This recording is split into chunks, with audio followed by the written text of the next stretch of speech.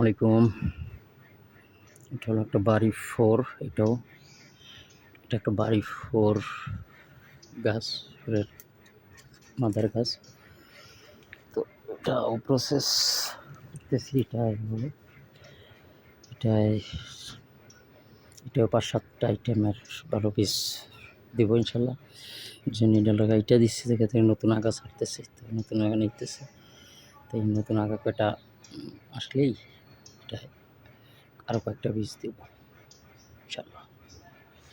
নতুন কিছু এটাই 5-7 আইটেমের একটা